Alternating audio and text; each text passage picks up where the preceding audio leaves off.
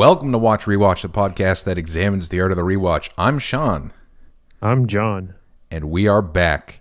And Yes, it is with that fresh New Year's smell. A whole new year. It's 2021, a real future year. A year that sounds like a future year in a movie. We talked about that about 2020, but it really feels like it in 2021. We're in a dystopia. There's a pandemic raging worldwide. It's a lot of fun. It's not. We are safe. We are safe. We never take that for granted. Yeah, absolutely. Welcome to the show. Thanks for tuning in. Anybody that's joining us live On Facebook. On Facebook.com. Which is inherently evil, right? It is. Bad that we use this. It's terrible that we use this, but you know, it's where the people are, and we go to the people. New Year, who dis? Hey, Martin Reich in the chat. Say hello if you're tuning in live. Hey. Drop into the chat, and if you're watching this later, you snooze, you lose. Yeah. Well, they snooze listening to us. Yes. Right? The dulcet tones. We are the hot new ASMR. That's our transition for this year. We're going to become an ASMR movie podcast. Yep, we are. And I'm going to take a sip. I even have a cup, thanks to Marty Reich, that says 4/4. What does 4 mean? You're going to have to ask Martin in the chat. Okay. The chat is not up on my end. You know how I am with chat. It just doesn't... Well, I mean, I guess I'll do it. You could do it if you'd like to. But you don't have to. But if you'd like to, up to you. Yeah, throw it up. Well, Why not? This is nice, eh? I didn't watch anything today or rewatch anything. I'm re-wearing this hoodie. I think I've worn this before in previous episodes. The North Face one? I think so. That shade of yellow sticks out. It's distinctive. I had a shaved head this summer too, or when we met up. So this thing is still here, or that thing, you know. The triangle that you're hoping will fill in. Been there. No. The power alley. Well, thank you for tuning in. Hope you guys are having a good New Year's break. I don't know about you, but I had a pretty dull New Year's yesterday. Not a lot. Did you watch anything? I'll tell you about what I watched in a sec, but I'm curious if you watched some stuff. I watched a lot of stuff because that's just in my nature. I had a week off, so there was just so much to watch. I finished a lot. I finished that show, that HBO BBC show, His Dark Materials. I told you about this. This is but His Dark Materials, is that one of those YA shows, like an adaptation of a young adult? I don't know. It's like a YA for Game of Thrones. It's a Game of Thrones show. It's like got fantasy, and it doesn't make you feel good at the end of it. And there's a lot of money involved. Lin-Manuel Miranda's in it. It's about a girl who's precocious, and she can like travel between alternate dimensions because of dust, which is what we call dark matter. Anyway, it sounds this thing. It sounds like it's got a lot of canon. Maybe Marty would Celebrate. Like it. I'm entering 2021 without needing this show anymore. There you go. You've cleansed the palate. I ended up watching this. No, go ahead. Go ahead. So I watched this New Year's Eve movie called 200 Cigarettes. Have you heard of this movie? It came out in 1999, like the greatest year of cinema in 1999. Is this a Jim Jarmusch, or am I thinking of Coffee and Cigarettes? No, that's Coffee and Cigarettes. 200 Cigarettes is a Paramount MTV Productions film with, in no order, Courtney Love, Paul Rudd. Wow. Who else is in this thing? Christina Ricci, Ben Affleck, Casey Affleck. Who the hell else? Sounds like a who's who of like 90s alt people. Well, it's about New Year's Eve and people wanting to get laid on New Year's Eve in 1981 in New York. There's a very like girl powery kind of queer, multicultural kind of representation going on for 1999. Yeah. It's directed by a woman from Montreal who's currently a casting director, and she never directed anything after this movie. What's her name? I know her first name. It's Risa. Risa, a casting director. Oh, wow. Yeah. That's a hell of a cast to have in... Hell of a cast. Jay Moore, Kate Hudson. Did she get this because she was a casting director, or like I have all no these idea. people? The production on this is fascinating to me. And I remember I watched this movie in grade 7 at South Keys by myself for no reason other than I think I liked the poster. Yeah. That's sometimes enough. You know, the DVD shopping was largely that. For this thing? Do you have the capacity to pull a poster for this thing? I do. We have the technology. All right. What's it called? 200 Cigarettes. 200 Cigarettes. Poster. In Turkey. Oh, it's the yellow one. Yeah. Any of those yellow ones. Like my North Face. Oh, my God. Okay. It really does have that 1999 vibe. Oh, my God.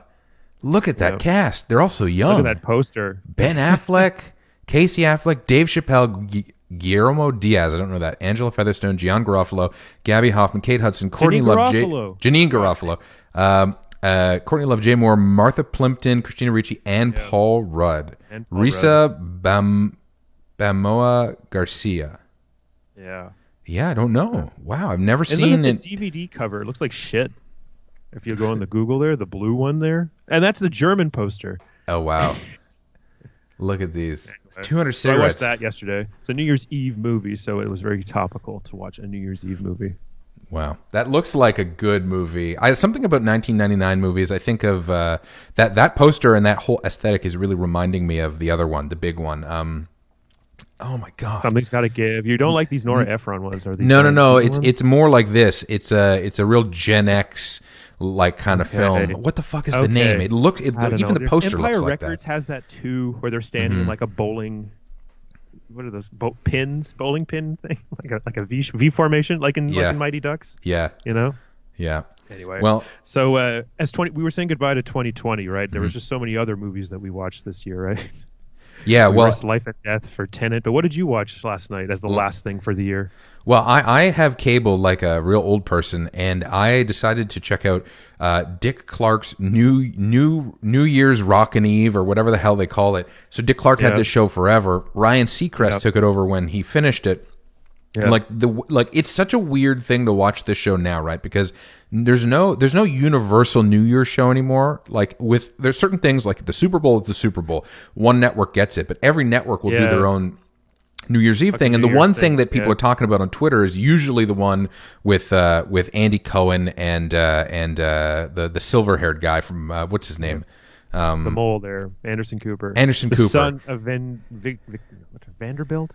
Gloria yeah, he's one of these rich people. That's what they'll usually talk about on Twitter. And then, so New Year's Rockin' Eve, nobody's talking about it, and I have no idea who they're marketing the show to. So you have Ryan Seacrest hosting. All the Mormons. Yeah, and you have Ryan Seacrest hosting. You have all of these random associates they throw to. Some people you recognize, some people you're like, who are you?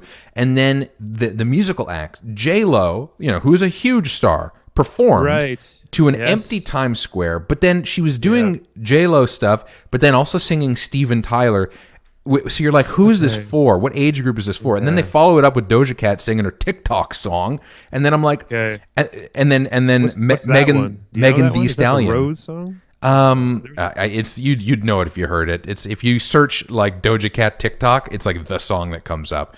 But like, and then Megan Thee Stallion, who are like, people know them from TikTok, and like they're young, but then they're singing Steven Tyler songs, and it's like this like really belabored like she's heaving all around. There's no coordination or the brain is working overtime here. Oh, but you're just like, who is this for? It was really like so cringe all the way through, front to back. It was a good cringe where you're sitting there going like, this is bad. So that's what I watched. It's like when you're unprepared for Christmas and you only have so many gifts to give to people, It's like, I'll grab this. I'll grab J-Lo. She's free, and she's in New York. And you're just putting it all together. It was intentional, but it really wasn't. Well, not to mention, she starts doing this like this speech where she starts to cry and like get all choked up about how hard a year it's been. And you're like, hey, how about the 100 millionaires stop crying about how hard of a year it's been? Her husband, who I think is a baseball guy, Jeter. Yeah, I think, I don't know. She's married to an athlete, I think, but I can't remember his name. He's talking about how it's been a really tough year. It's like, I like people with a net worth above $250 million telling us how tough of a year it was. Hey guys, just calm down, please. Just stop. It's relatable, Sean. This is what we love about cinema. It's make believe. A-Rod, that's it. Thank you. Vicky chimed in. I knew the comments, and I knew it would piss someone off to say Jeter. Yeah, it's A-Rod. I think Jeter was with Madonna or Amal Clooney. I'm not sure. Talking about. They all have incredible teeth. Professional athletes get the best dental work done, and it's really jarring to hear somebody talk about how hard of a year they had with like $50,000 of like super nice teeth. I don't know. It really throws me for a loop. But there are people who admire J-Lo for the wealth that she's amassed, and she's still Jenny from the streets, I guess, whatever that song was. From the streets, yes, yeah, she's from the block, from the block. From the streets. She's an itinerant. She lives on the streets. That's what I know. 4/4. You would hear like nails clacking on brick walls to know she was coming to get you. Yeah. I feel like she has all of that, the hardware. So this is I feel like we shouldn't talk about 2020 more than this episode. You know what I mean? Like, Yeah, 'cause, no, we didn't 2020 is really canceled. get many movies last. We didn't get many movies last year. In fact, No. it was like a bunch of rewatching for me. Yeah. And I think Yeah. that was the time to watch all the things that anyone has ever begged of you to watch. You know, it's Yeah. like, oh, you haven't watched Stranger Things? Well, now's your fucking time to watch To this do show. your homework year, which, like Yeah, me, that's who is fair. never good at doing his homework, I am letting so many things slide. I have all of the movies that you've lent me to watch. I have all the movies I Right. said I was going to watch on my watch list. Still haven't watched them, but I did catch up on garbage. So that's kind of my Yeah. thing. Is I'll put off the good stuff and then catch up on the dog shit. So I finished Mando, and now I'm back Yeah. into Star Trek. Yeah, you're watching the Star Trek. This thing that I watched this movie. Oh my You know, god! I watched Crocodile Dundee. I transferred it onto the computer to watch it, potato quality. What Yeah, Antonio yeah, calls it. yeah. And then I think immediately after we watched number 2, and then 3, and then the 4th of this. So we watched all these Crocodile Dundees in like a week. Oh my you know, god! And well, and for Antonio, this. Sorry. No, go ahead. This is his king rewatch of growing up movies, like this Dundee thing. So to watch it with him, I was like ruining it, just like exposing it for being like I don't know, The terrible series that it is. Yeah, well, how dare it have 4 movies? Well, I heard the fourth one is especially sad. Like that's the cash. Yeah. That's the real cash grab one. Do you have anything from that? Like, No, you don't have that one. That one you guys watched. I was like, if you had The the poster VHS. is trash. Look up the poster for it. It's not even called Crocodile Dundee 4, but it's called the wonderful, the excellent, the something Mr. Dundee, the very something Mr. Dundee. It's awful. Oh no, this is not good. Look Yeah, at look at that that. poster. And none of these people obviously were in the same room. Jesus He- Christ. Here's what's so terrible is that see how much charm he gives you in that picture? Like honestly, doesn't he have a lot of charm and he looks warm and funny in that poster? Yeah. He kind of does have it, unfortunately. Like he does, even though the thing is shit, he's charming. Even when he doesn't give a shit, he's still kind of charming. But Oh, not wow. like changing pop culture. Like he basically created the tourism industry in Australia, it would seem. Yeah. So this is the other one. This is the one that never got made, right? The Dundee one. Wasn't That's this like an April Fool's joke, no? is I it? don't know. It looked like an April Fool's joke. It looked like what they did back in the day was they would make the poster and Yeah. sell the movie based on the poster. Yeah, I wonder, eh? But I've never seen any of them, and do you at least understand the appeal now that you've seen them? For the 80s, maybe. I mean, it was it's a family-ish comedy, you know. And I guess in the 80s, no one really was like up to date on their current Australian, you know. So just by virtue of it being Australian and kind of wacky, that's the joke. Like, there's no joke. It's just that's the joke. That's my take. You know, if I could go Yeah. back in time, you know, that's what I would do. But the thing is that this was probably a hot item, like a hot VHS. And you know, when VCRs are popular, you know, then this movie becomes popular, and it's just a breeding ground of people only watching one thing. But I watched Cats this year. We watched Pluto Nash. There was Tenet and Mulan. Remember when that Tenet and Mulan was like that? Movie theaters are closing, and we might have to stream. Yeah, yeah. Well, and Mulan did the day and date release, right? You could rent it online and watch it in the theater, or was it? Okay. I think it was because I remember it being available to rent for like for $30, like the other one, like Wonder Woman. But you could also see it in the movie theater because they were still open at that point. Right, and this was like the movie that was like the I don't know what's a good analogy, like the goat in Jurassic Park for the T-Rex, and the T-Rex is the virus. Yeah. Well, yeah. We're like, you know, oh, is Mulan gonna like bite? You know, I don't know if this is Yeah. working. Well, Tenet But too. Everybody thought they're Yeah. like, okay, are Yeah. people going to see Tenet? And it tanked. Like, I mean, yeah, well, nobody's surprised. but this is Christopher Nolan being a jerk, right? For some reason, forcing Warner's to be like, no, you got to release it now because Yeah. I have Well- a contract where I need to make money. Yeah, and I understand like the idea of wanting to people see it on the big screen, but like not delaying it. I mean, he lost Risking life and death, quite honestly. Yeah. You know, without is that a hyperbole? Like, Yeah. I mean, you're going to the theater to see a movie. Yeah, absolutely. Not to mention for that. I mean, Yeah. it's. I'm glad Somebody I went said to see that- it. Somebody said it's only good with subtitles. It's the best that movie is like it's very good if you have subtitles. Subtitles and you mute the audio, or subtitles with the audio? Because I mean, muting the audio would also just spare you a headache by the end of the 2.5 hours. Complicated yelling. Yeah. And I think we talked about that movie a lot. I would love a super edit of our video that we did this year. Where I want to sum it up from now on. I'm just going to call it That Complicated Yelling Movie. That's the shorthand. That's all you need to know for Tenet. If you haven't seen Tenet, it's a complicated yelling movie. Everybody yells jargon for 2 hours. But it's a travel log. You know, if you like seeing Yeah. pretty locations, if you've never been to 7 countries that this movie takes place in, shit, you know. If you like to hear people screaming through an inaudible mix in beautiful locations, it's fantastic for that. Check it out. Like our show, beautiful locations. Yeah, and screaming. A lot of screaming. I watched Borat 2.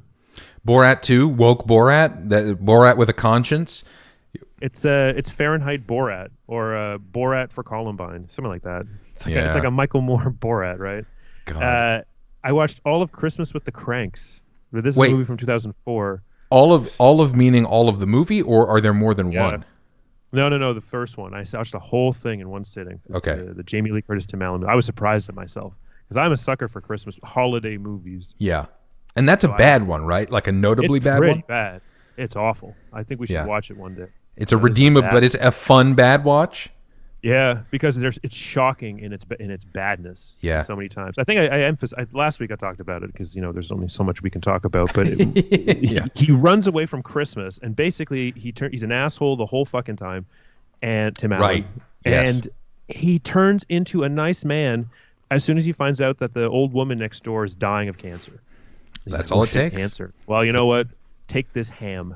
And she's like, I'm a vegetarian. And he's like, just take it. I'm not even kidding. He does that. She's like, I'm a vegetarian. He's like, well, please take it. It would make my wife happy. And so this woman dying of cancer is holding this meat she doesn't eat.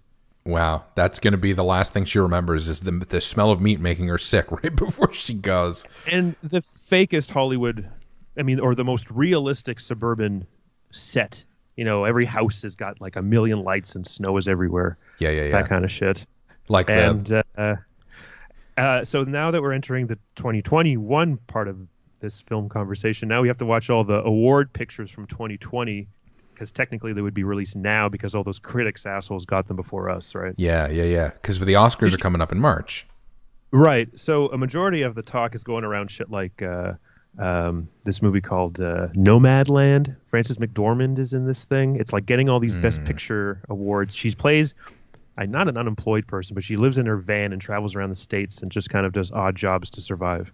This movie. She's an incredible actress, but she's one of those people that, like, when people mention her name now, I'm like, it's going to be a movie that I have to, it's like, do your homework movie, eat your vegetables. I'm going to draw the poster for it right now. Yeah, you draw it, and I'll go through some of the stuff that I saw this year. Some of my, I can't even have a top list because I didn't see, there's nothing to watch. But going in, it's weird, thinking back to this time last year, the last film I saw in theaters prior to everything shutting down was actually Uncut Gems. That was, what a strange, anxious, stressful movie to watch before this incredibly anxious and strange and stressful time. One of the best movie-going experiences I can remember in the last few years. I've never been just so riveted watching a movie. Just a masterful movie all around. And saw it at the Dollar Cinema, an institution. If you've never been here to Montreal, to the Dollar Cinema, you got to go once. I really hope they make it through this, but I think their margins are low enough that they might survive. I hope so. Yeah.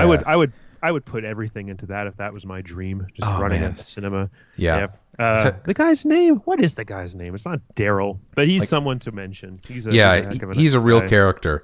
He handed over a scrawled note that said it was from Martin Scorsese, like when we went to go see the thing, and he clearly wrote it, and it was just about, movie etiquette or something. It was fantastic. He really, such a weird guy. Yeah. And then the pandemic hit, and I remember topping the charts almost immediately was Contagion. Everybody was still like trying to understand what we were in that movie. People, it's weird how that happens, and now everybody's numb to it, and it doesn't happen at all. But at the very beginning, people were like, oh, "We need to make sense of this," and Contagion was like the #1 movie for a long time. And then a bunch of other of the like 28 Days Later was up there. All the end of the world movies trended, and I watched Contagion. I think you did too. Quite a bit. Yeah, and holds before up the pandemic. It's so fun. It is. It's a great movie, and if you haven't seen it, you should definitely check it out. Even now, it's like it's very accurate. It's grim, but it certainly illustrates a lot of the things that we've gone through, but to kind of an extreme extent. It's fun to see what they got right. Yeah, actually. which is I much. Yeah, and it's before smartphones really infested society too. Mm-hmm. Yeah, they're using flip phones. And Soderbergh's just fun. Sorry, they're using flip phones in the film. Are they? I don't know. Because I know at the end of the film he's got a bracelet that they scan because it has a barcode because he's immune or he's had the vaccine or something. Right. So anyway, that was a fun one at the start of the year, and then I don't think I'll be watching that anytime soon. No. I once is enough. We did Tenet. This is the poster of it. Like you will come back, but it's like the name of the movie with like the award shit and like a little Polaroid of Frances McDormand sitting next to her RV with clothes hanging on a clothesline. That's it. It really does sound like an awards movie. Yeah. Now going through some of the other stuff, we saw Tenet in theaters mid-pandemic, and then coming back around towards the end of it, the most recent one we talked about a couple episodes ago, Mank, being the kind of year-end picture for me. But the one I was most anticipating, because I mean, we lost a Wes Anderson this year, we lost a Spielberg. Yeah. Like when you look forward to filmmaker movies, that's a little different, right? Yeah. But him, Fincher, and Sorkin both had directorial pictures on Netflix this year. Yeah. And both of them, not equally, were a little underwhelming. Yeah, in different ways. And but that liberal movie, sorry to interrupt, but that liberal movie is doing way better than Mank is in the award season run right now. Yeah, of course, because liberal Hollywood loves that shit, and Aaron Sorkin, he's snorted coke with all the right people, so I'm sure he's going to have a fair shot at winning an Oscar. Yeah. Like we said, winning an Oscar is the easiest thing in the world, and he can do it. We can do it. You can do it. That's take that into 2021. If you want to win an Oscar, if Aaron Sorkin can do it, so can you. Quibi rose and died during our tenure this year. It rose and died, and the complete end of my cinematic year ended last night.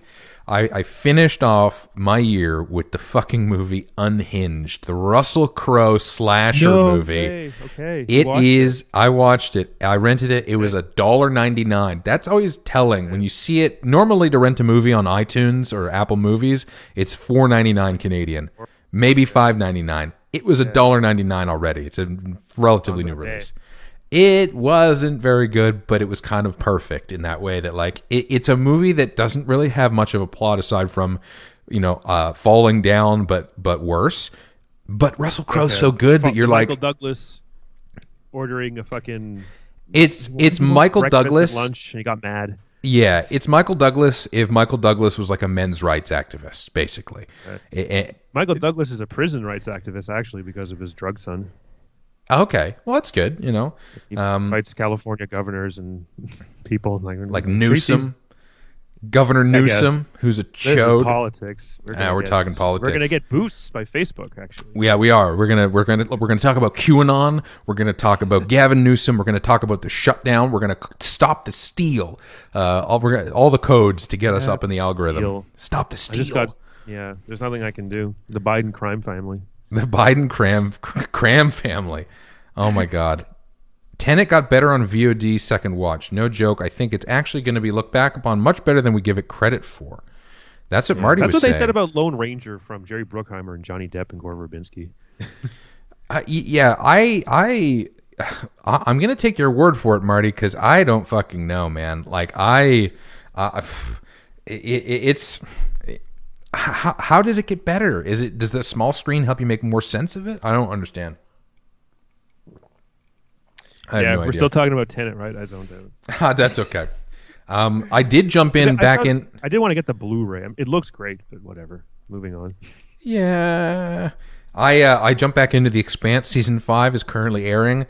It's real good. It's like the best sci-fi I've seen in a long time. It's on Amazon. It looks talking about so The Expanse good. Since our first run of our show, which is on Patreon. Yep, that's it. Patreon.com/watch rewatch, by the way. If you want to jump in. Oh my God, it's not even that big. It's not centered. Oh, look at that. Hear us talk about the season 1 live as we're talking about watch. Oh, no, what the hell is that show we were just talking about? Yeah, that's it. We'll do episode rewatches live. You can hear it episode to episode, and you can request it. Patreon.com/watch-rewatch. It's $5. It's 2021. We're all rich now. We've all been working, right? Nobody's been shut down. We know you have the money. Give us the money. Yep. There's so much content. Everywhere so someone is making content. Yeah, we're just look. If you're giving your money to Starbucks, you can give it to us. Okay, that's where just give us $5. Give us $2. We'll take $2. I don't think it actually works that way on Patreon, but you know what? We'll work on it. We'll take $3.49. We'll take $3.49. $2.99 can of energy drink comes out to. Yeah, absolutely. But I'm back into Star Trek, and that's maybe a surprise to Marty if he's watching still. I'm back on the Star Trek. I was late season 2 of Discovery. I'm back on it, and it is still not good. But I hear that season 3 is better. Oh, this is the thing that everybody said about season 2, and season 2 is fucking dog shit. So we'll see. I don't know. Star Trek. It's bad. It looks beautiful. Everything about it, production design, everything. It's like the most gorgeous looking show I've ever seen. It's just the writing is insane. It's it makes no sense. For the new year, I've canceled all my streaming services. Literally. Good. I got rid of Prime, Netflix, Disney Plus, YouTube Premium. I got maybe 2 weeks left with all these things. Mm-hmm. Are you going hard in the paint with the Blu-rays now? Is that what the or VHSs? What's the move now for your content? The move is going to be listening to the wind or the colors of the wind. What's that Pocahontas song? Something about I get this because first of all, after award season, I'm already going to be like pooped, and I got so many other ways. The internet, IMDb people. Yeah, they'll tell you what's up. Yeah, and you just read plot summaries instead of movies. Yeah, that works. Yeah, I got a great internet connection. Yeah, just make it happen. Yeah, there we go. Martin is saying, Sorry, go ahead. Here I'll read that. Martin is saying Star Trek TNG took 3 seasons before it got good, but we look back and think highly of it. You know what, Marty? Your season 3 was the good one, but season 1 and 2, I don't know. I don't think they're as bad as people make. I like the we look back idea is something that I think everything should strive for now, because I think Marty was telling us that he's it's movies like Mank and that George Clooney space movie. I just know it's based on that poster. Yeah, like they came out and no one's talking about them, but maybe we'll talk about them in 10 more years. Yeah, lovingly. Yeah. Martin, what John's referring to is Martin sent us an article talking about how cinema hasn't really, it doesn't have the half-life it used to in terms of being a part of the cultural conversation. A movie will come out and then it's on a streaming service. Everybody will watch it or they won't watch it, and there's no press junkets. There's nothing like ancillary content to keep it alive, so it just dies in the water the day it comes out. Where it was just Cannes this year, and like TIFF had like a couple of things. Yeah. You say Cannes so elegantly. The Cannes Film Festival. Cannes with its ribbon to officiate that this thing was selected for something. Yeah. Even though my favorite thing of all time, and this is a real dig at short filmmakers, the people that would get into the short film corner and say, "Oh, we're going to Cannes." No. You're not going in. You're not. If you go to the film market or if you get into the short film corner, you're not in Cannes. You're in competition if you're in Cannes. Okay, that's it. Shut the fuck up with the other stuff. That's all of you short filmmakers saying I'm in Cannes. No, you're not. If you're in competition, you're in Cannes. Otherwise, shut your mouth. What do you say, Tom Muir? Tom Muir. So a real breakdown of 2020's like awards pictures, and every single one of these, Sean, feels like homework. I'm going to describe them real quick. Okay. Nomadland. This is the one that'll probably win Best Picture this year. Frances McDormand in a van. Yes. Okay. The liberal courthouse Aaron Sorkin movie. Okay. There's that. Yeah. Mank, Black and White, Citizen Kane. Yep. Whatever. Ma Rainey. This is the Chadwick Boseman, Viola Davis biopic about a jazz singer I've never heard of, and the day in the life of these two hot-headed artists in in a sweaty jazz bar. It takes place over 24 hours. This is a Netflix movie. It's also in the running. Okay. One Night in Miami. Fucking oh my God, she won the Emmy for The Watchmen. Who's in The Watchmen? Who's the girl in The Watchmen? The main actress who was in the new one. Hold on. She does the voice in Boondocks too. Oh my God. She won an Oscar last year too. Regina King? Yeah, Regina King. She won an Oscar last year for her other movie she was in. She's fantastic. The Blue Street. So she's in a movie? No, she directed a movie for Amazon. It's her directorial debut. I don't think she's in front of the camera at all. But it's about like Muhammad Ali, Jim Brown, and a bunch of other athletes in Vegas at the time, and another 24-hour in the life of like these historic figures. So she's made this movie. This is like a 2020 homework movie. Okay. The Father. Jesus Christ. Now get this one. Anthony Hopkins might win an Oscar this year for Best Actor for this movie. It's called The Father. Olivia Colman from The Crown and him, father's daughter relationship. He has Alzheimer or cancer or something. That's the movie. I think he's rich too because like all these scenes take place in like palatial British countries in this. So this movie. Oh, Lord. Another movie that's coming out. It's an A24 movie. I was really excited for it. I don't know how I'm going to see it. It's called Minari, Minari. It's about a Korean family in like the 70s or the 80s who moved to Kansas, I think, to run a farm.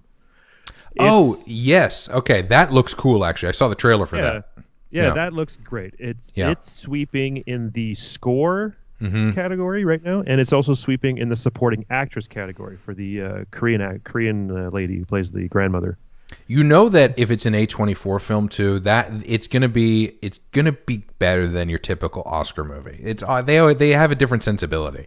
Yeah, and it's always funny because it takes a million years for an A24 movie to come out, but they always pepper their trailers with review blurbs from people who've obviously seen it, and it's like, well, fuck, why is it taking so long if these people have seen it? Yeah, they really and they know how to cut a trailer. That's the other thing. What's next? These are the top ones so far. These are the top ones. Now we're into like the top second tier. Now. Okay. Yeah. So News of the World. Our friend Paul Greengrass of the Bourne movies and United 93. Yep. And Bloody Sunday and Captain Phillips. I'm trying to think of all the. I think he did 3 Bournes because there are 4 Bournes. 5. It's 4 Matt Damons and 5 if you count the Renner one. Anyway, he's got a new movie with Tom Hanks called News of the World.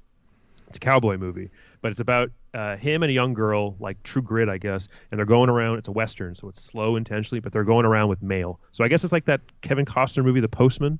Okay. So this is a movie. This is in the running. News of the World. This is the USPS propaganda film funded by the United States Postal Service. Yeah, that's what QAnon's saying. Tom Hanks had a movie out this year too that he wrote, directed, and starred in. Hala Orson Welles, whatever. But it was that submarine movie that didn't come out. It went to Apple instead. Oh, wait, called Greyhound. Greyhound. Tom directed that too. Yeah. Yeah. Same production company that did Big Fat Greek Wedding. Anyway, then. There's a Spike Lee movie called The Five Bloods. I think it's like a Vietnam flashback movie. I saw that this year. Yeah, that's one. I did. Yeah, it's fun. The whole thing. I watched the whole thing. It's a weird. Yeah. He's become Spike Lee's become like way more indulgent than I remember him. Like with how he makes a movie, like repeating cuts and all that, doing all this kind of like formal stuff. But it's kind of fun to see. It's not a great movie, but it's got something special. It's got that. It's just he's a weird filmmaker, and I like that he's weird about it. Like it's not your typical Oscar or movie bait. It's a very strange movie filled with idiosyncrasies and stuff. It's good. These are like the 2020 candidate ones, and this is funny because so many others. Like how would the Wes Anderson figure into all this? How would the Spielberg figure into all these? Yeah. Because they all got their delays. What else? It sounds really streaming. Dune. Yeah. Where would Dune fit into all this? It sounds really streaming heavy, I guess, because of the year, right? These are largely from the streaming services. Largely, it looks like like the Nomadland is like a fucking Searchlight.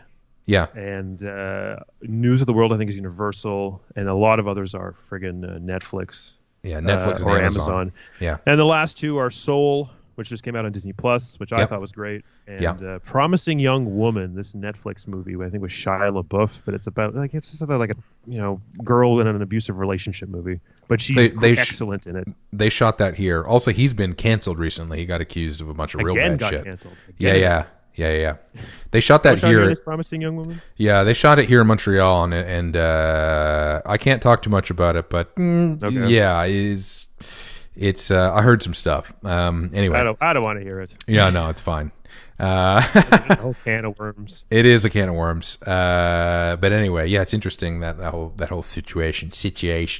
Thanks for listening. That was a fun rundown of. That's a good rundown. I'm interested to see a couple of these. We're going to take a quick break, and we have some clips queued up, little interstitials from John. The first one is a little mood piece. So I guess let's just all take a minute. Let's just watch this mood piece together. I'll rewatch it. Yeah. I'm going to talk over it just in case of copyright. Blade Runner VHS. My God. Look at the quality. I think this is actually maybe the way to watch it. Better than watching the Blu-ray. Yeah. Oh my God. Sorry, I didn't. Can I skip through it? Hold on. I don't know. Yeah, I can. Here we go. I transferred it and edited that. Next subject, Kowalski Leon. Wow. Engineer waste disposal. Look at that. This is a better way to watch it. It's got to be. Wait.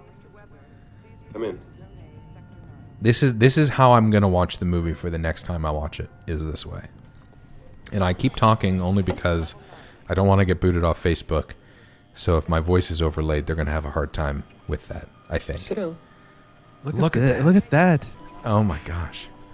It's so weird seeing it in 4:3. I feel like it's maybe the way to watch it. But a funny thing about this particular VHS is from Embassy Entertainment. Never even heard of these people. Okay. They're broadcasting it at all these awards. Mm-hmm. And what else about it? I think it's the Harrison Ford narration one. Oh, okay. Before they cut it out. Yeah, this was released in 1987. This particular VHS. Wow, that's a great find. Another one of the dollar store or a bargain store finds. Yeah, it was the Renaissance on Décarie. Nice. And then I don't know if I'm brave. I feel like I'm the Matt Damon of coronavirus of Contagion whenever I go in there because I'm mutant. And they have this particular season. They've had a lot of good shit at the Renaissance. Oh yeah. But if the line is like 5 people long, I'll abandon my dream and just leave. There's no way I'm waiting in a line. No, not now. Especially not now. Fuck it. Yeah. Well, that was great. So you transferred that section of it. You transferred the whole thing. You cut that out for us today. Yeah, I raced to show you what the potato quality of that particular run would be like.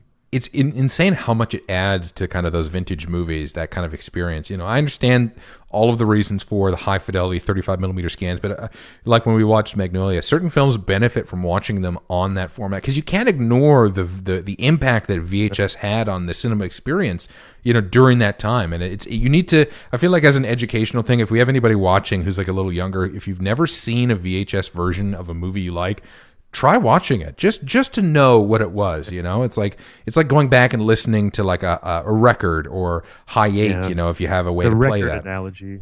Yeah. I found what most remarkable about that transfer was how tangible that miniature was, or how real it looked, instead of the Blu-ray where it's like, oh, it looks like a city that could exist. Yeah, it feels much more like a miniature when you see it on VHS. Fake. Yeah, it adds a sheen, and it makes it look like one of those ironic versions of, they do this now, these these retro wave style short films on YouTube. It almost looks like that because we've just been so, they dump that kind of imagery now. It's like every music video out there, you'll see a new music video come out, VHS filter, kind of synthy soundtrack. They still are doing that after. I thought synthwave died in 2013, but that's a whole other thing. We got 2 other clips. We do have 2 other clips. So one of the clips is a magic one, right? And I gotta show you. I got this for Christmas for my sister. It makes it so exciting. Okay. Look at oh shit! Look at this. Holy shit! Show us the cover. I want to read it off here. So this is hold it up. Magic Max. Instant magic and more you can do. 30 great effects. So walk us through what this is. This is a VHS set. Yeah, and see this explosion going on here? That's more or less what's going to happen when I open it. Oh, on the back, there's some other shit. That is incredible. So is this kind of the blurb with the two magicians involved who are doing it? Yeah. $40. $40 back then. Look at that, $40. That's like $100 now. And there's like some like instructional bullshit, like I'll be writing them or something. And in this bag, I got a bag. There's like a rope in there. Oh shit! So you can do the tricks. That's all the stuff that comes with it. Yeah. Are you going to learn some? Tape. You got to learn a couple. Well, play that nonsense I sent you. Okay, so we're going to show you a clip from this magic VHS that John received for Christmas. Yeah. Hi, I'm Dave Eaton, president of Old Town Magic Shop. Myself, Vern McCarthy, and the magicians of Old Town are all here today at the site of our first location, Old Town in Kissimmee. Welcome to our second video of Magic and More You Can Do. Now, look at this more guy. is an answer to a request we had for basic instruction in sleight of hand. Oh my but that's only a small part of what you'll be learning during the next hour. Look at this Soon, fucker. you'll be performing some of the world's greatest card tricks, rope magic, magic with liquids, and stage magic. Oh, thanks, and good luck. Please guess. God. Our Old Town Magic Shop great. catalog. If What a you'd time like a I'm copy, having. just mail us the request card that came with your video. Now let's get started. Our first stop is the Old Town Magic Shop studio. This guy. The transition. Yeah. Oh man. That's such a good way to get out of a problem. Just have one of those. I wish you could do that in real life. Yeah, just ring. Yeah. Oh, we're somewhere else now. That's so funny. So I was so excited to transfer that, and there's a lot to cut out of the whole thing. It's like 58 minutes, and it goes back and forth to the park. This is a park in Florida, and Wow. for the rest of the video, there's like one guy in particular who just pesters all these people. Like He doing like street robs magic. a couple of them too for the sake of the joke. Yeah. Like they're blindfolded, and he like takes from their pocket. My God. Well, I real really. magic. I'd love you to learn a couple of those tricks and come back in a week or two. We do another show and show us what you learned. Okay, the rope ones, yeah, and then there's the card trick ones. Okay, I'll learn for the show. You'll learn for the show. There we go. Well, welcome. I see there's a couple more people jumping in. Welcome to the show. We're live on the internet. I've been neglecting this chat 100%. That's okay. It's just people eyeballs on. I don't know if they're going to stay, but if you'd like to stay, Okay. drop us a line in the chat. Say what's up. Tell us some of your favorite movies of 2020. What have you guys watched during quarantine? Did you watch any real movies, or you been watching shit like us?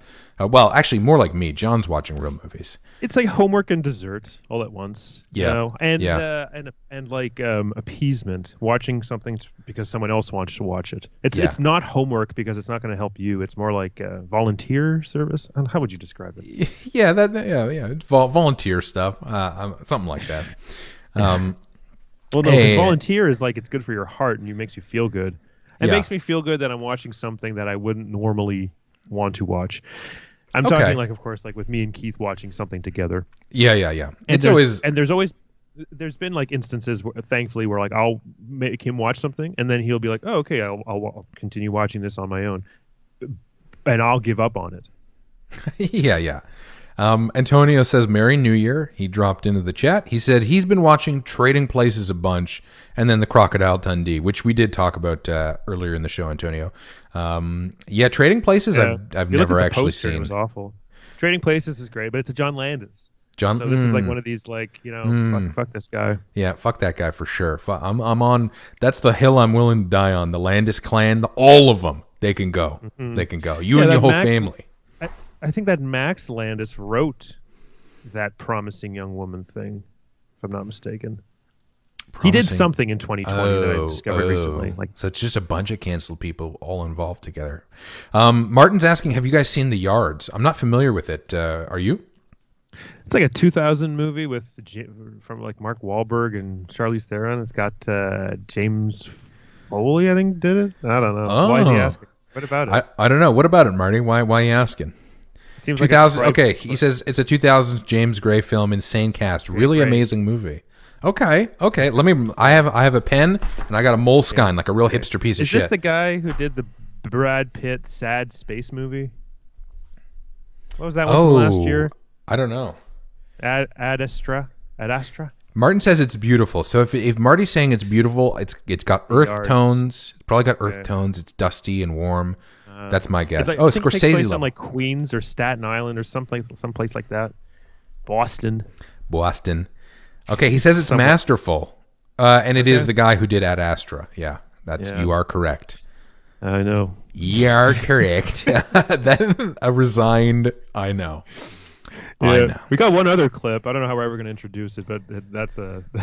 Oh my God, where are we? Yeah. We'll save that one. That one's fucking nuts. But it's great. So yeah, James Gray film. Well, Marty, what have you been watching? You've been watching The Mandalorian. Is there? Mandalorian's coming to an end. That's it. Is there anything that we don't talk? Because Marty and I talk about certain things. Is there anything we don't talk about that you've been watching that like has been under the radar? Like, do you watch real good shit, or do I just know what you watch, which is Star Trek reruns and The Mandalorian? Let us know in the chat, please. I need to know. It's time to start watching books. Time to start watching pages turn. I refuse to learn how to read for the show, John. That's a little too much. Okay. Yeah. Oh, Fargo. Okay, Fargo season 4 was incredible. Was it incredible? I heard it was like tough to watch at the beginning, and it should have been a show that was celebrated because fucking Chris Rock was in it. Yeah. I don't know. I fell off that show. Although honestly, there's so little going on that I'm falling back into shows. That's why I'm back into Star Trek. You know, this is a year that's giving these shows a second chance, because otherwise I would never go back to Star Trek. That girl, Stacey Abrams, from Georgia, she's like running the election or something over there. she you know who she is? She's a very busy woman or something. Yeah. She was on Seth Meyers, and I like that Seth Meyers. And they were talking about shows that she's going to binge over the holidays. Mm-hmm. Fucking Star Trek is the thing that there's a Christmas gift she was going to give herself. She said, because she's so busy that she's going to carve out time in her schedule and watch all the Star Trek. She's very excited to watch that. That was the only thing she talked about, and I thought, well. There you go. God bless her. I at the same time, I'm enjoying hating it right now with season 2, with the glimmer of hope that maybe season 3 is better. And look, I'm the first person to give it credit when it does stuff right. There's an episode with Saru that Martin will know what I'm talking about, or any of the Star Trek people watching would know. Great episode, but there's a lot of Michael, who's the main character. She it's a weird character that just constantly is explaining things or being a savior. There's no. She always has the answers whenever I walk into the. Yeah. I'll walk in on Keith watching the show, and lo and behold, this woman or this captain, this girl, Michael. Yeah, Michael Burnham. Yeah, it's a weird show. I hope they balance that out. I don't know if they will. I don't know if they can. It depends on the writing staff. Although they've been turning over quite a bit. Like, I know it's not the same from 1 to 2. So the showrunners are all different. I saw a name on there. Jenny Lumet is there. Sidney Lumet's daughter. Sidney Lumet's daughter. Sorry. She's like an EP on it. Oh, okay. I didn't know she was involved. Is Martin deleting comments in? It seems like he is deleting comments. Martin, are you culling your comments? You are. Oh. What's going on? Are you afraid of getting canceled? I screenshotted everything. I'm sending it to your employers. Haha, just kidding. Martin's his own employer, I guess. I don't know. I'm going to send it. But this is Facebook, so it's like anything you do outside of like nothing is bad. Yeah. Blackmail. It's grounds for blackmail. You're in trouble, bud. I guess, yeah. I don't know how to set up this next clip, but anybody who grew up on Ontario would be familiar with Marilyn Dennis. Marilyn Dennis was the host of a number of shows, City Line in the morning, The Best of Home. There was a lot of home renovation stuff. Now, here, let me go full John. Can you hold those up again? Oh, right. Yeah, here we go. So Marilyn Dennis, she was kind of like, I don't know, our Oprah. But we had a Debbie Travis, too. Debbie Travis. She's a mix between like Oprah and Debbie Travis and like real small scale version of all of those people. Oprah was about problems and healing and sometimes commercialism and renovation. Yeah, but Marilyn Dennis, that part of it. Well, yeah, but she would also do stuff. She did different shows, and she did do stuff where it was like audience based, makeup and like stuff. But like really personal problems. I don't remember Marilyn Dennis being like super in touch with people. Yeah, it seems like when I watch these clips, she's like really beneath people a lot of the time. Yeah. That's my impression. So yeah, this is from This is a collection. This video was released in '92. So however long City Line is, it's a collection of over the years. Yeah, and they would always do this home renovation stuff. Paul says she's still doing shit and she still sucks. Tell us how you really feel. She's the kind of person you don't want babysitting your kids because they'll have nightmares. Yeah, I feel like she'll feed you kids wine and maybe steal something from your house for sure.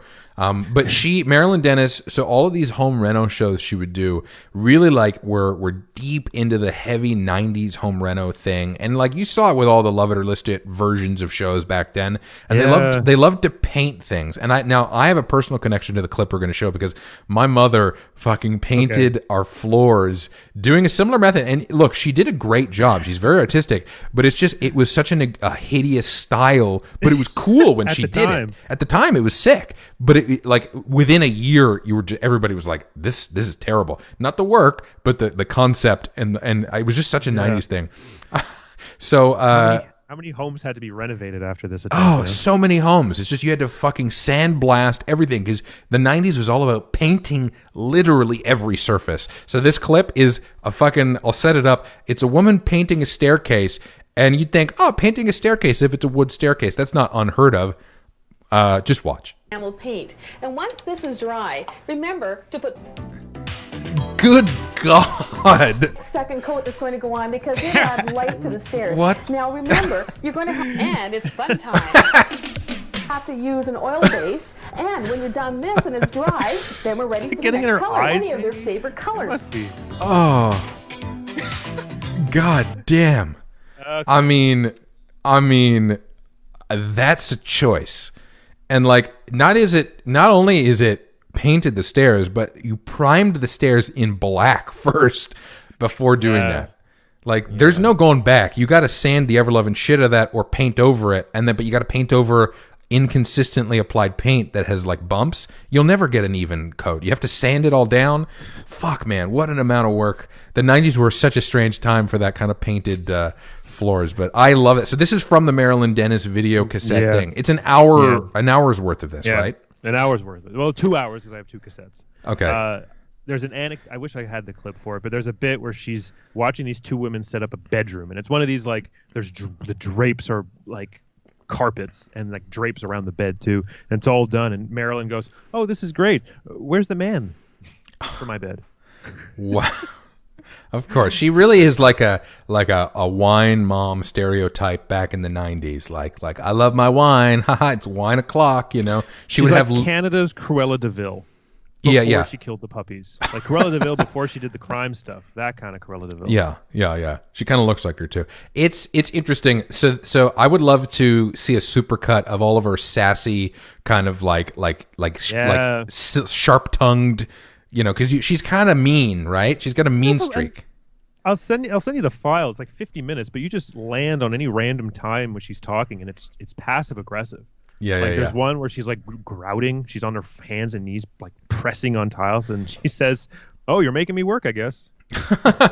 For once in your life, Marilyn, you got to do real work, like the rest of us. Reminds me of the fake broken drywall windows from Charlie Sheen's apartment in Wall Street.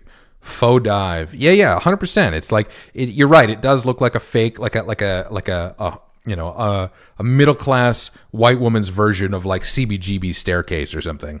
You know, it's very strange. I was more into that woman's hairstyle. It was like a souffle almost. It was like thick, curly. Yeah, she had a very piercing stare too when she like would get right in there, like, "Hey guys, I'm doing the stare." You're like, "Oh my god!" Contagious. I almost wanted to join in with her, and I don't know. That VHS quality was quite bright, so the textures were like almost. And can we just listen to the music again for a sec? I got to play it again just to hear. And once this is dry, listen to the music in this. Yeah, what a jam!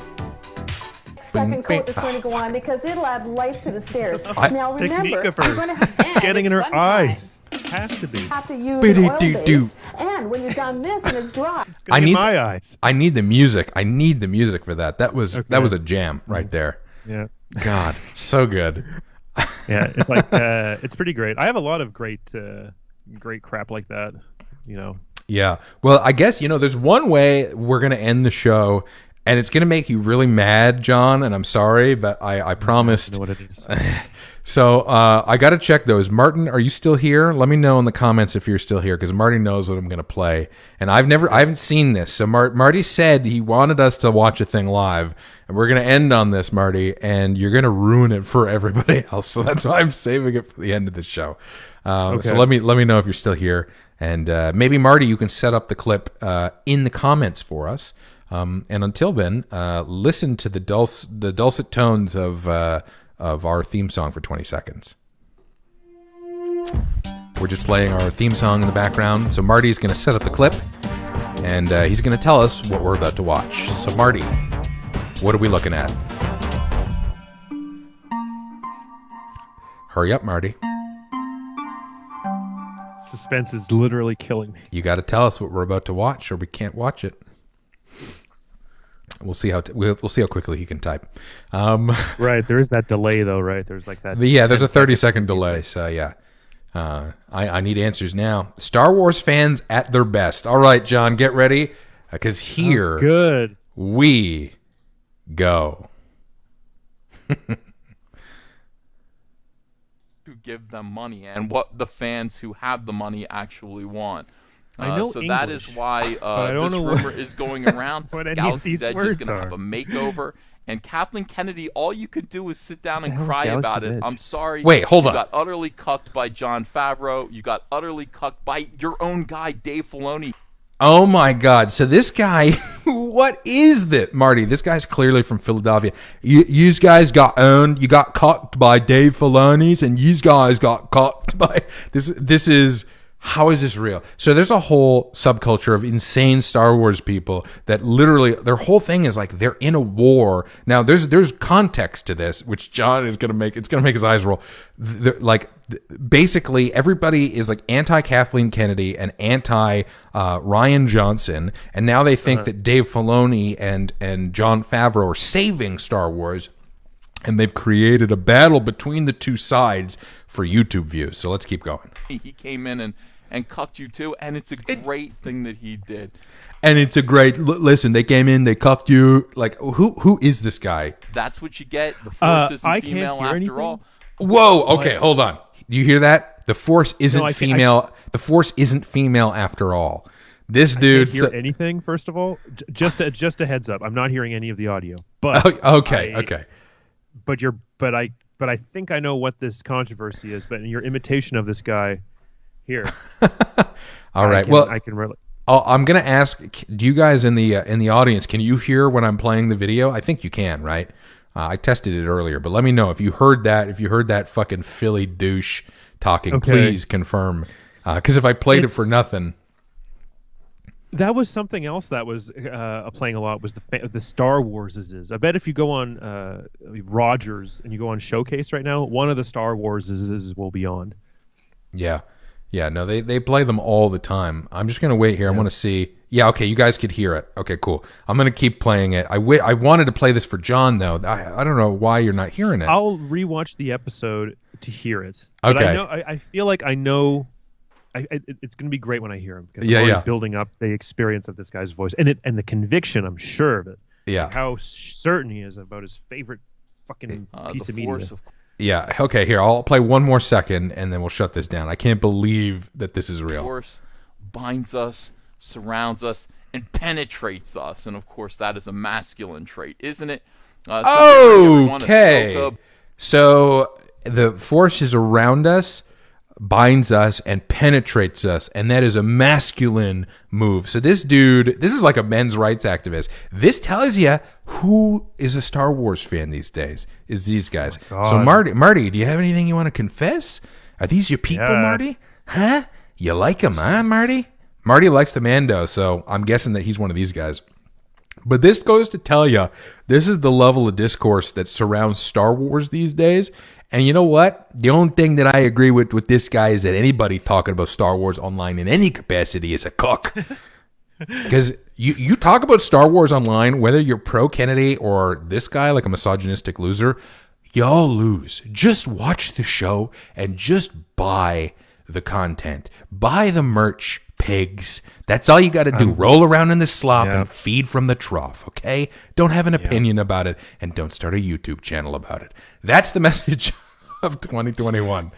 Antonio says So the force is a cock. Knew it. I guess according to this fucking Philly bro. My God, Marty, thank you for sending that that. angry. That is truly vile. What a piece of shit. That's amazing. What's this guy's name? Comic Artist Pro Secrets. Wow. That's a YouTube channel. Does he have a follower base? Does he have subscribers? He has 139,000 subscribers. If you ever wanted proof that culture has died and that we'll all be decimated by some other country in the next 10 to 20 years, this is all the proof you need. While every other country out there is like building an army and like ready to take us over, we're like, yeah, you know what, Star Wars, if you like Kathleen Kennedy, you're a cock. And then they're going to come in with parachutes and bayonet us all to death. So that's 2021. That's my prediction for 2021. We're all going to be jackbooted by some opposing force while discussing Star Wars. It's just the worst. Why am I here? You know, and I thought Armageddon was bad. Oh man, it brings me no shortage of joy to see you disgusted by Star Wars, because John, you should be. I'm disgusted too. Yeah, but I'll punish you one day. I'll make you watch Mike Leigh's Secrets and Lies. This is coming out on Criterion, and this movie, yeah, like secrets, and then there's also lies. That sounds like homework and vegetables right there. Well, anyways, thank you. Boiled in a blender and poured on your face. Poured everywhere. Thank you, everybody, for tuning in to our insane little show. Happy New Year, genuinely, all the riffs and bits aside. Happy New Year. Hope you guys are doing well, staying safe. And we'll probably be back next week. Fridays seem to be the day that we can do the shows. If we're not back next week, it's like we do it every week or every couple of weeks when possible. Let us know if you had any topics for the shows. Drop us a line on our socials. You can get me at Sean Swee on Twitter and on Instagram.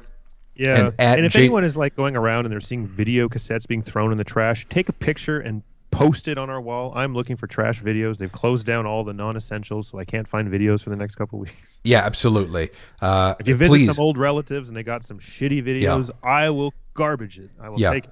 And no joke, we will take, if you have cool, weird old VHS, like random shit like The Magic or stuff, send it to us. I don't want this. Don't give me this. No. Don't need this. No. But if it's like a Magic VHS box set, like seriously, if your grandparents go, if you're overseeing them or whatever, or socially distance, if they have shit they want to get rid of, send it to us. We'd love to check it out. I will give someone $1 million if they find Volume 3. That's it, of the City Line series. And thank you for tuning in this week. I'm Sean. Oh, I'm John. And we will see you next week. Goodbye.